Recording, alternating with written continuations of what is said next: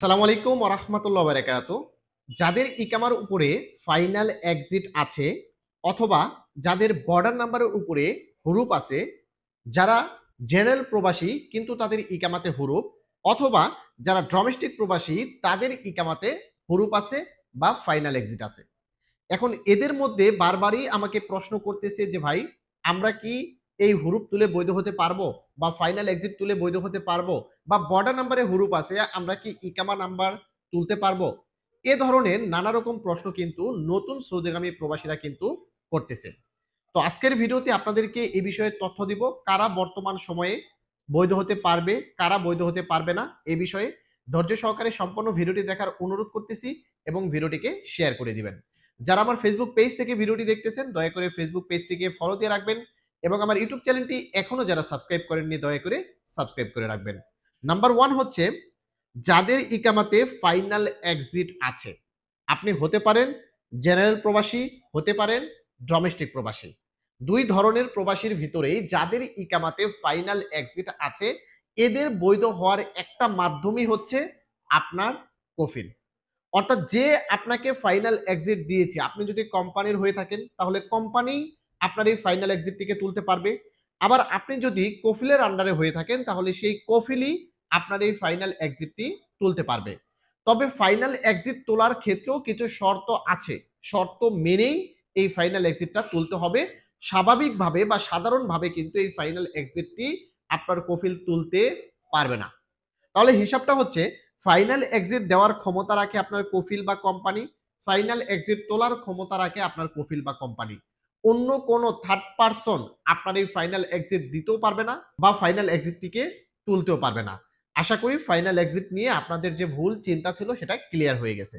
এখন আসুন, যারা হচ্ছে জেনারেল প্রবাসী বর্তমান সময়ে হুরুপ আছে। আপনি জেনারেল প্রবাসী কিন্তু আপনার ইকামাতে হুরুপ আছে। যেমন ধরেন আপনি লোড আনলোড পেশাতে এসেছেন, আমিল ইনশিয়াত পেশাতে এসেছেন, বা ম্যানেজার পোস্টে এসেছেন, বা আপনি কারাবাই মেকানিক হিসেবে এসেছেন, আপনি গাড়ির মেকানিক্যাল কাজ জানেন সেটা হিসেবে এসেছেন। যে পেশাই হোক না কেন, আপনি জেনারেল প্রবাসীর ভিতরে যদি পড়েন, এই মুহূর্তে যদি আপনার হুরুপ থাকে তাহলে এই হুরুপ তোলার ক্ষমতা কারণেই এই জায়গাতেই কিন্তু প্রবাসীরা প্রতারণার শিকার হচ্ছে। অনেকেরই টার্মিনেশনের পর হুরুপ এসেছে, বা অনেকের 2015 সালের হুরুপ এই মুহূর্তে তুলে দিব 100%, 5,000 7,000 টাকা দিলেই তুলে দিব। এই ধরনের গপ্প কিন্তু অনেকেই ছাড়তেছে। আর তাদের ফাঁদে পড়ে যদি আপনারা সেই জায়গাতে টাকা পয়সা দিয়ে দেন, এক্ষেত্রে কিন্তু বিপদে পড়ার সম্ভাবনাটাই আছে। নিয়ম নিয়মই, সৌদি আরবের আইন আইন, আইনটাকে মানতেই হবে। সেই আইনের বিরোধিতা করে কেউ যদি কোনো কাজ করতে চায়, এক্ষেত্রে বিপদ হওয়ার সম্ভাবনাটাই কিন্তু 99% শিওর থাকবেন। অনেকের কাছে বড় বড় অস্তা আছে, সে অস্তা ধরে কাজ করে দিতে পারবে, কিন্তু সে আদৌ এখন পর্যন্ত একটা কাজ করছে কিনা এটার কিন্তু কোনো গ্যারান্টি নেই। তাই সেই জায়গাতেই আপনি ট্রাস্ট করবেন, যারা কথা কাজে আপনার আগের কিছু কাজের প্রমাণ দেখাতে পারবে সেই জায়গাতে এই সকল কাজ করার চেষ্টা করবেন, না হলেই কিন্তু আপনি বিপদে পড়বেন। এখন আসুন, যাদের বর্ডার নাম্বারে হুরুপ, অর্থাৎ আপনি সৌদি আরবে এসেছেন, আপনার ইকামা নাম্বার হয়নি বা ইকামা হয়নি, আপনার বর্ডার নাম্বারের উপরে আপনার কফিল বা কোম্পানি হুরুপ দিয়ে দিয়েছে।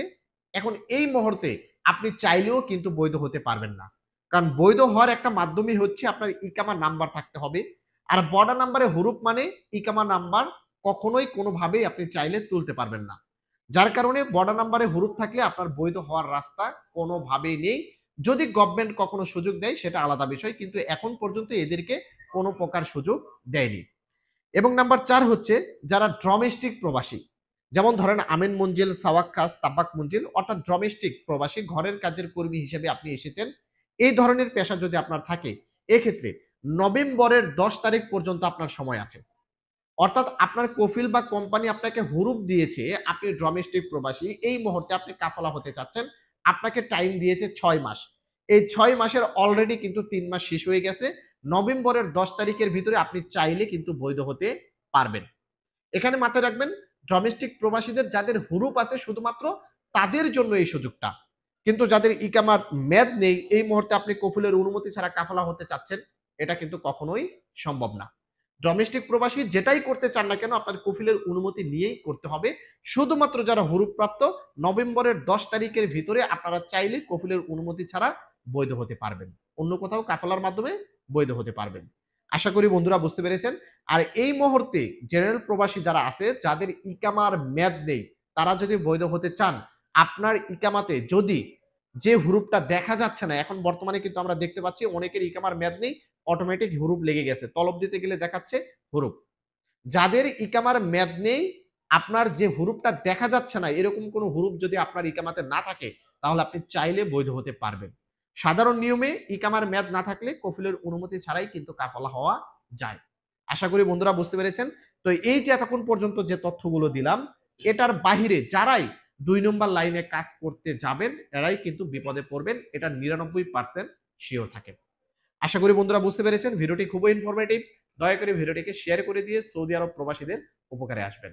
ভালো থাকবেন, সুস্থ থাকবেন, তৌফিক আলের সঙ্গে থাকবেন। আসসালামু আলাইকুম।